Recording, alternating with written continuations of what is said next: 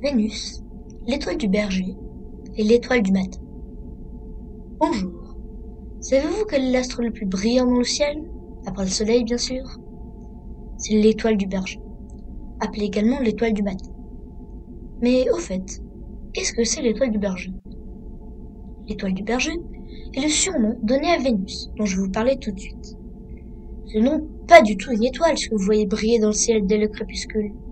C'est tout simplement une planète, Vénus, qui reflète la lumière du soleil, grâce à son atmosphère très dense, qui renvoie 90% de la lumière visible, un peu comme un miroir. Elle est nommée ainsi, car le berger avait pris l'habitude de guetter cet astre.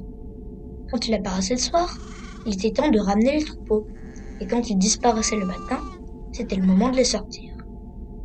Maintenant, je vais vous parler plus en détail de la planète Vénus. Vénus se situe à 0,72 unités astronomiques du Soleil, soit environ 108,2 millions de kilomètres du Soleil. Elle a un diamètre de 12 104 km. À titre de comparaison, la Terre fait 12 742 km de diamètre, et une masse de 82% de celle de la Terre.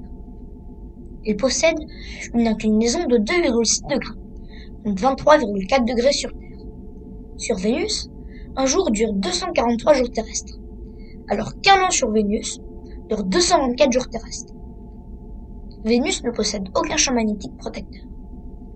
Sa température à sa surface est de 470 degrés et elle possède une atmosphère essentiellement constituée de dioxyde de carbone, avec une pression atmosphérique 92 fois plus élevée que celle de la Terre, ce qui crée un puissant effet de serre, expliquant les hautes températures à sa surface.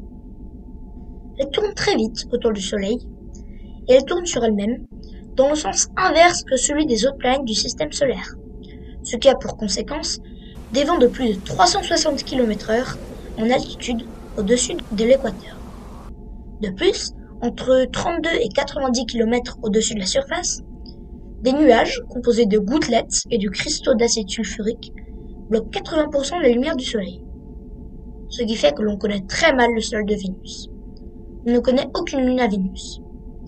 On commence à vouloir explorer Vénus dès le début de l'ère spatiale, car à l'époque, on connaissait très mal cette planète.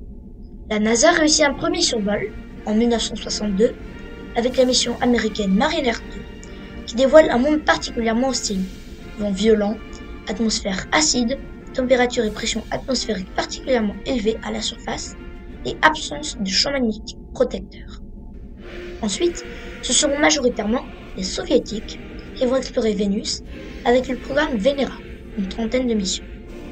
En 1970, Venera 7 parvient pour la première fois à envoyer des données de la surface de la planète.